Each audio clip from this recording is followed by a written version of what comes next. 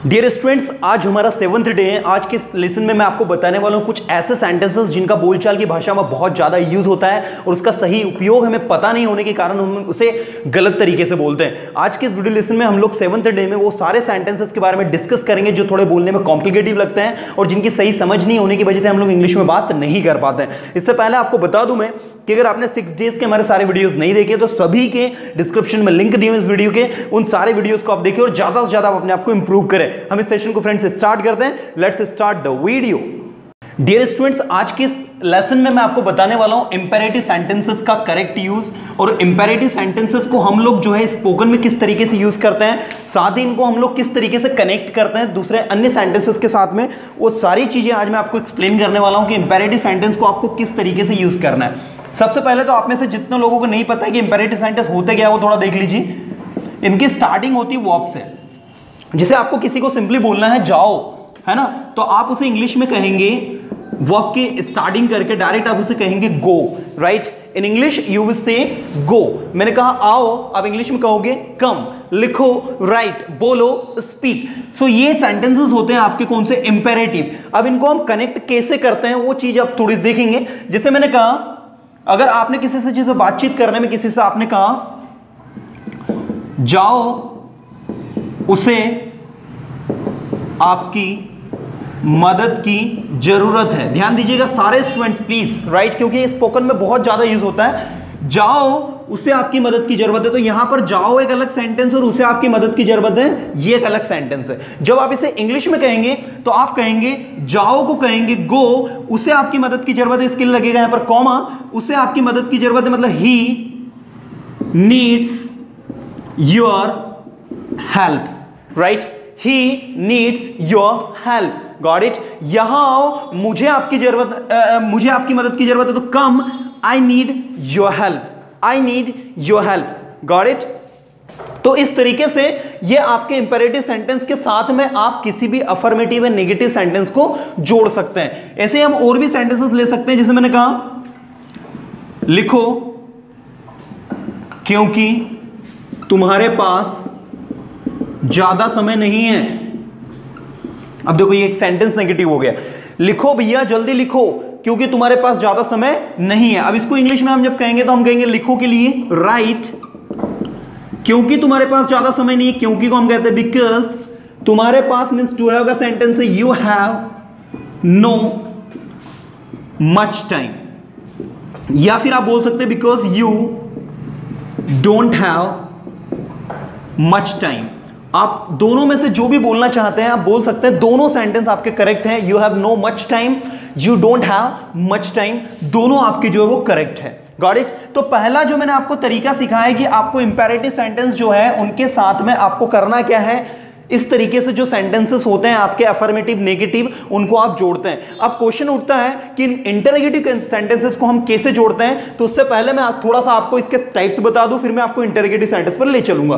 देखिए इसके टाइप्स की अगर हम लोग बात करें तो मैंने कहा वहां जाओ, गो देयर। जब आप इसमें डोंट लगा देते हैं मतलब किसी को कोई काम करने की मनाही करते हैं, ठीक है, जब आप किसी को कोई काम करने के लिए मना करते हो तो आप उसमें यूज करते हैं डोंट। जिसे मैंने अगर आपसे कहा वहां मत जाओ तो इंग्लिश में बनेगा don't go there. Got it. उसकी मदद मत करो, डोंट हेल्प हिम। मत सोचो, डोंट थिंक, ज्यादा मत सोचो, don't think much. That's very easy to do.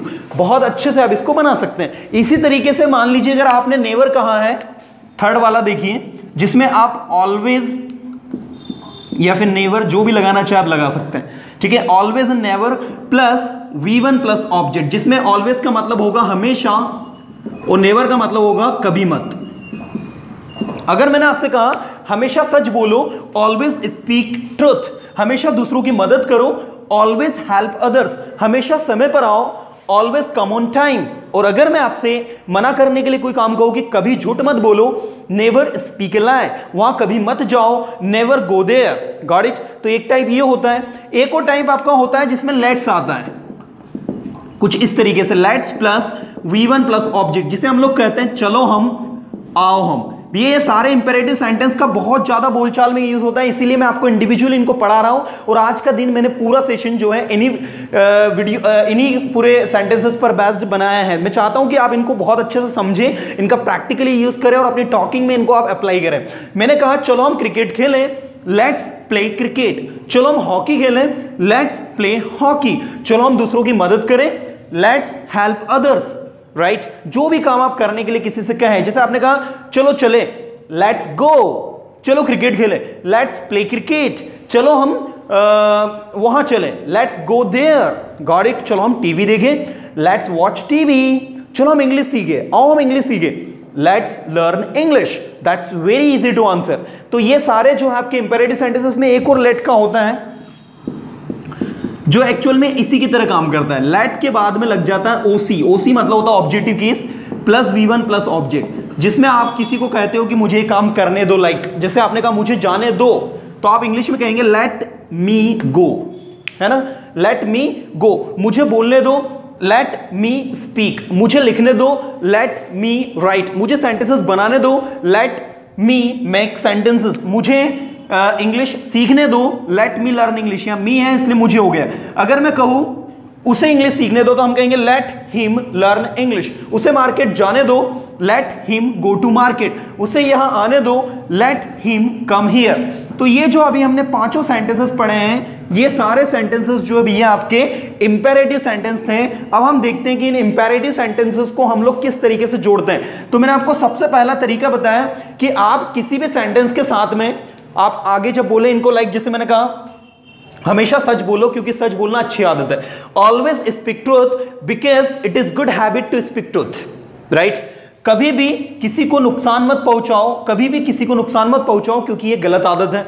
Never hurt others, never hurt others, क्योंकि ये बुरी आदत है। Because it is a bad habit. Got it. आप जिस भी में बोलना चाहते हैं बहुत अच्छे से बोल सकते हैं। तो ये देखो आपका नेवर हर्ट अदर्स, ये इतना सेंटेंस है और उसके बाद फिर अगला सेंटेंस ये आपका जुड़ गया। Got it. तो मैं चाहता हूं कि आप प्लीज ये थोड़ा कंजंक्शंस को हम यूज करके किस तरीके से जोड़ रहे हैं आप समझे। दूसरा तरीका मैं आपको बताता हूं हम इसको और कैसे जोड़ते हैं। नाउ स्टूडेंट्स, अब क्या होता है, कभी कभी कुछ ऐसे सेंटेंसेस आ जाते हैं जिसमें कि हम लोग कंफ्यूज हो जाते हैं कि इनको हम इंग्लिश में कैसे कहें। जैसे मैंने कहा उसने मुझसे वहां जाने के लिए कहा, या फिर उसने मुझसे कहा कि वहां जाओ।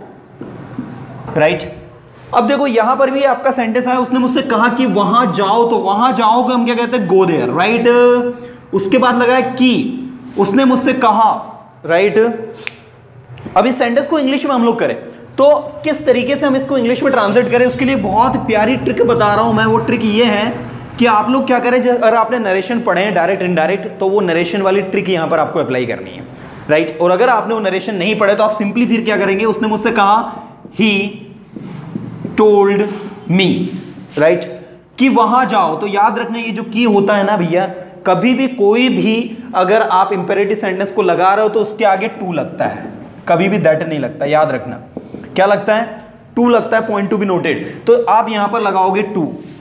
ही टोल्ड मी टू, वहां जाओ, go there. That's all. Right, या फिर इस टोल्ड की जगह मान लो अगर आपको उसने ऑर्डर दिया है तो आप ये चेंज कर सकते हो, he ordered me to go there. उसने मान लो आपको कहा है सिर्फ सिंपली, तो he asked me to go there, he told me to go there, he ordered me to go there, he asked me to go there। जो भी आप बोलना चाहते हैं you can speak this। Okay, इसी तरीके से देखिए, मान लो नेगेटिव आ जाए कि उसने मुझसे कहा कि वहां मत जाओ। अब ध्यान दीजिएगा, आपने क्या कहा, उसने मुझसे कहा कि वहां मत जाओ, या फिर उसने मुझसे वहां जाने के लिए नहीं कहा। इस तरीके से आपने नेगेटिव बना दिया। तो नेगेटिव सिचुएशन में क्या करेंगे आप, he told me to go there, ये आपका बना है। आपको एज इट इज इसको लिखना है। देखिए इस तरीके से आपको लिखना है पूरा का पूरा। he asked लिख देता हूं मैं यहां पर, he asked me। अब ये टू के पहले आपको नोट लगाना है, याद रखना है, मत के लिए आपको नोट लगाना, फिर आपको लिखना है टू गो देयर। ठीक है, he asked me not to go there. ये गलती मत कर बैठना कि आप ऐसा कर दो, he did not ask me to go there. Generally हमारे दिमाग में यही आता है और हम ही गलती कर बैठते हैं। बहुत बड़ी गलती हो जाएगी, मेजर मिस्टेक। इसका मतलब होगा ही डिड नॉट आस्क, उसने मुझसे नहीं कहा वहां जाने के लिए, उसने मुझसे नहीं कहा वहां, जो कि गलत है। आपको इसको नेगेटिव थोड़ी करना है। उसने तो कहा है, उसने तो कहा, लेकिन कहा क्या है, नहीं जाने का, तो not to go there, right. और अगर मान लीजिए यहां पर आ जाए कभी मत आ जाए, इस तरीके से आ जाए कि उसने मुझसे कहा कि वहां कभी मत जाना, वहां कभी मत जाना, तो कुछ नहीं करना है। जहां आपने नॉट लगाया है उस नॉट की जगह आपको लगा देना है नेवर, और आपका आंसर होगा he asked me never to go there. That's very simple, you can answer he asked me never to go there. तो इस तरीके से ये ट्रिक से आप इसको इजी तरीके से कनेक्ट कर सकते हैं। अब मैं इनके सेंटेंसेस के बारे में थोड़ा और आपको डिटेल्ड बता देता हूं। Let's see. नाउ स्टूडेंट्स, ये दो यूज ही मेरे अकॉर्डिंग मुझे लगता है कि जो मैंने अभी आपको बताया यही आपको याद रखना है। अब मैं आपको थोड़ा प्रैक्टिस टिप्स दे देता हूं कि आपको इनको कैसे लर्न करना है। जैसे आप किसी से कहें, आप इंस्टेंटली जो है कम से कम 10-15 सेंटेंस इसके, 10-15 इसके, 10-15 इसके, 10-15 इसके, 10-15 सेंटेंसेस इसके, मतलब कम से कम आप जो है 50 to 60 सेंटेंसेस अभी के अभी बोलेंगे। पहले मैं बोलता हूं, मुझे आप सुनेंगे, उसके बाद आप लोगों को प्रैक्टिस करनी है। वहां जाइए, गो देयर, वहां सॉरी ऐसा करते हैं हम लोग, इंग्लिश में ही बोलते हैं, क्योंकि मेरा मानना है कि आप इंग्लिश में बोलेंगे ज्यादा अच्छा फील करेंगे। Go there, come here, speak English, help me, close the window, open window, sit here, give me this cell phone, switch on camera, switch off camera, speed up fan, speed down fan, switch on fan, switch off fan. ऐसे जो भी sentence आपके दिमाग में आ रहा है सारे के सारे। Don't help me, don't go there, don't disturb me, don't irritate me, don't make me angry, don't use my cell phone, don't touch my cell phone, don't touch me, right, don't go there, don't open the window, don't close the window. ऐसे don't के, always speak truth, always help others, always speak English in the class, always speak native language at home, always go there, always come here, always watch my video. Never go there, never irritate others, never hurt others, never think about others, never make others unhappy. इस तरीके से जो भी आप बोलना चाहते हैं आप बोल सकते हैं नेवर के। Let's play cricket, let's play hockey, let's play game, let's do something innovative, let's learn English, let's watch the video Persona Institute, let's do something innovative। इस तरीके से लेट्स के, let me think, let me speak, let me go, let me come, let me do, let me think what to do, let me make sentences, let me watch video Persona Institute, let me play cricket, let me make century। You can speak anything that you want, right? So this is the 7th day, dear students, in which we have learned the uses of imperative sentence. Hope आपको video अच्छा लगा, बिल्कुल इसे like करें, अपने friend circle में share करें। साथ ही अगर अभी तक आप हमारे टेलीग्राम ग्रुप से नहीं जुड़े तो उससे फटाफट जुड़ जाओ। कल at the day story writing, story speaking पर बेस्ट वीडियो लेकर आने वाला हूं, बहुत इंटरेस्टिंग रहेगा, उस वीडियो को जरूर आप लोग देखें।